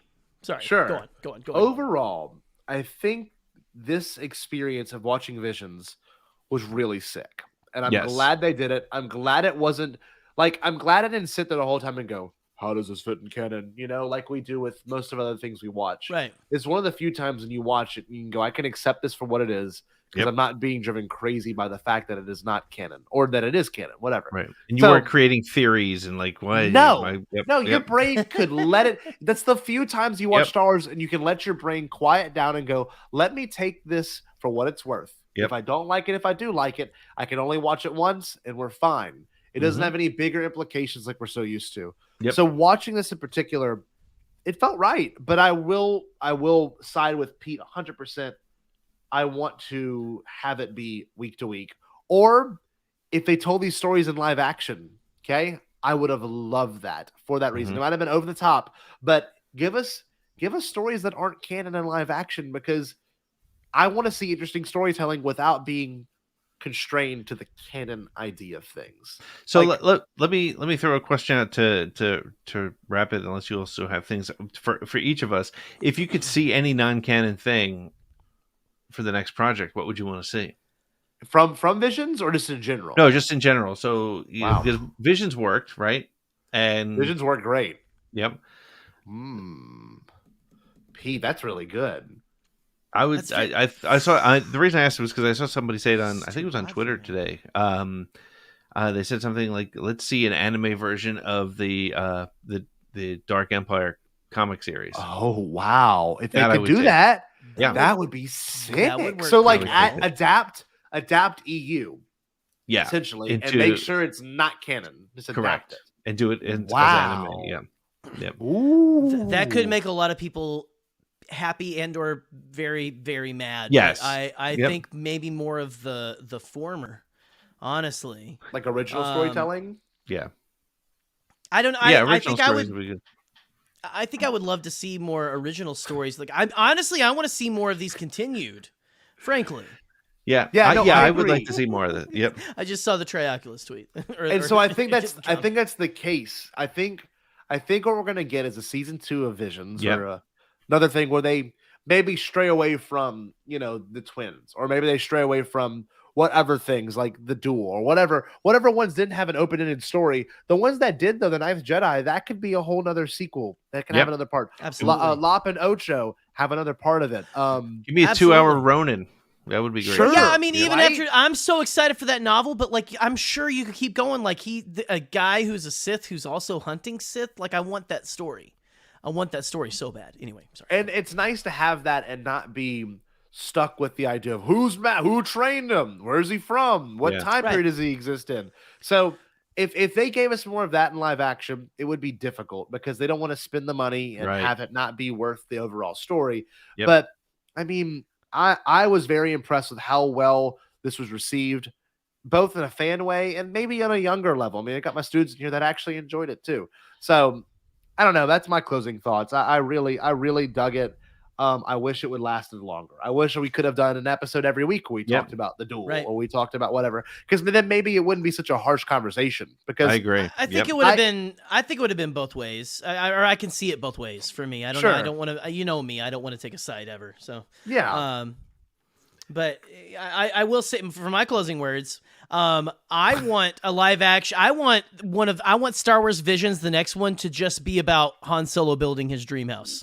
That's all I want with this beeper Stupid. and everything. investment. Can you imagine like Tatooine Rhapsody style, but it's Han Solo and Chewbacca building his dream house on Bespin. Beautiful. Give it to me right now. 3 cloud car garage. Like, give So it a 3 cloud car garage. before I get fired from my job and I say something I shouldn't say, and I'm really looking with one eye now.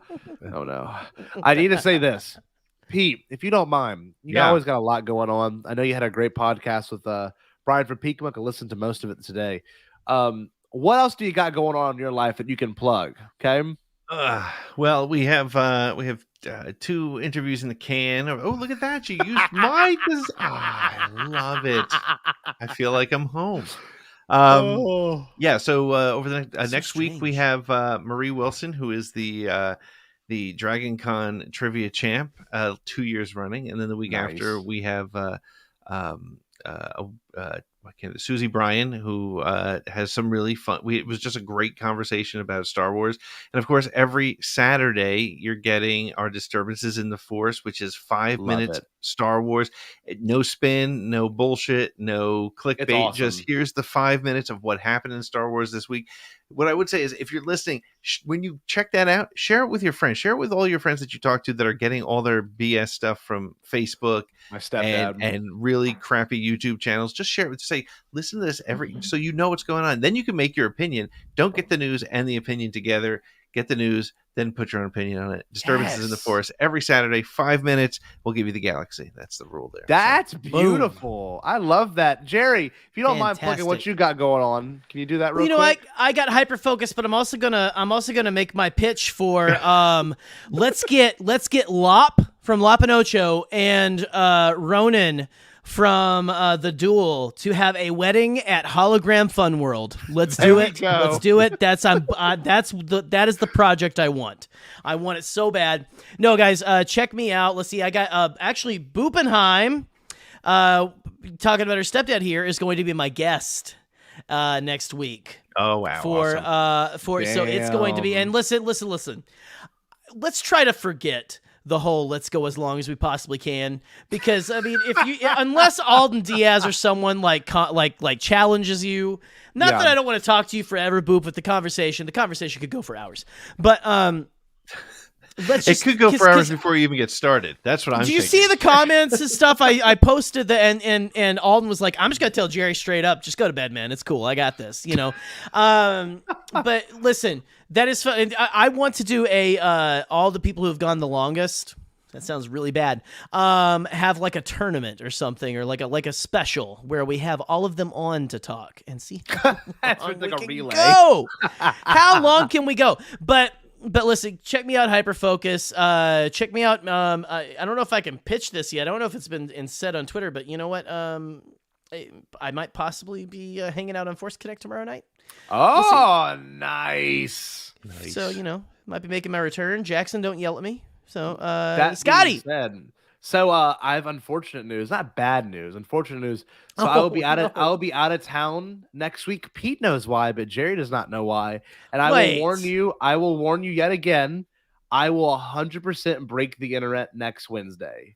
Our fan Wait. base is going to shatter underneath its own feet. Pete knows, and you don't know, Jerry, because I've been saving. I told it to Pete. He was the first one I told. I told Pete 6 months ago when I found this out.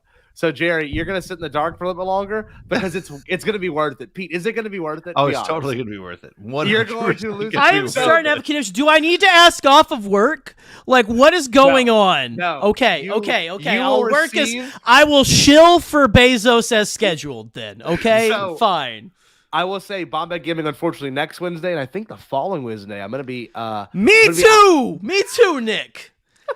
This Wednesday coming up, I'll be out of town, so no Bombad Gaming. And then the next Wednesday, I might also be out of town as well. I don't know yet. I don't know. But that being said, Bombad Gaming is going to take a minute break. We're going to come back and play some Metroid Dread when that game releases.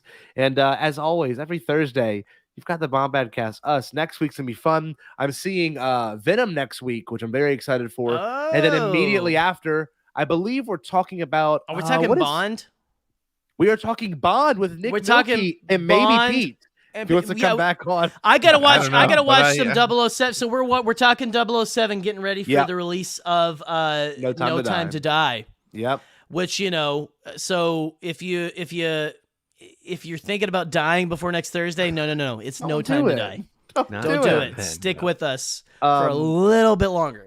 Before we sign out, Pete and I are co-hosting and running this bad boy right here. As you can see, November 6th, Podathon, beginning at 9 a.m. Eastern Standard Time.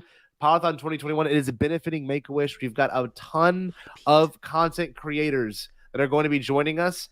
I'm there. I'm going to be there. Yes, Jerry's going to be there. A ton. We're going to have Bombadcast do a segment. ATG's going to do a segment. All these shows you see are all going to have about an hour to hang out and talk with people, okay? We know Nick has an incredible guest. Okay, we're not going to say anything out loud. But Nick pulled a guest. Pete and I are currently working on our guests, but look at all these people. Tarkin's Top Shelf, Tatooine Sons, Star Wars Explained, Imperial Senate, Blue Bantha Milk, Hollow Chronicles. We've also got Pink Milk, Proaxium, Space Wolves, Beyond the Blasters, Always Force Connect. This is a crew. And one thing I'll say about this crew is that they are going to bring the bacon for this event. And hopefully you're not Jewish. So I'm very, very happy that we're doing so good. If you are, we'll bring something. I'll bring whatever. I'll bring whatever you want. It's been a pleasure being on the last Bombadcast episode ever. Oh God. Good night, everybody. We were so close. Oh, I'm never drinking sake. Damn it, Scotty. Damn it, Scotty. Oh, man. To close this out, thank you, everyone, for joining. And remember, Japanese anime. Star Wars anime! we were all very happy for it at one point, and I'm still happy for it. I really am. Oh, my God. I remember my first edible. Yeah. Popeye. Had a little bit of money, so the Lord did me good. Got all kind of shit. Got the glow sticks. I got the glow sticks. Got the bag. Got the Hawaiian I got punch. the Hawaiian punch. Everybody wanna holler at Pop what you need. I got it. If I ain't got it, I can find it. You understand? You understand? I'm selling glow sticks. Glow sticks that go with the yeah. You know what I'm saying? Pete, what should everyone do? There's a little bit of a lag in there or something. It's the sake, baby. Go Tigers. Pete, what should everyone do? They should stay Bombad. Stay Bombad. Peace.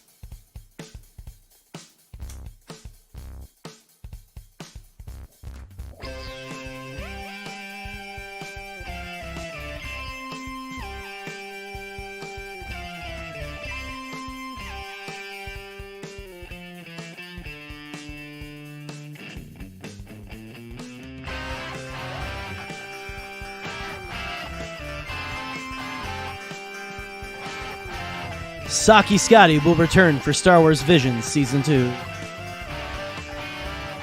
I might return for Podathon, but he will fire me. Go Tigers.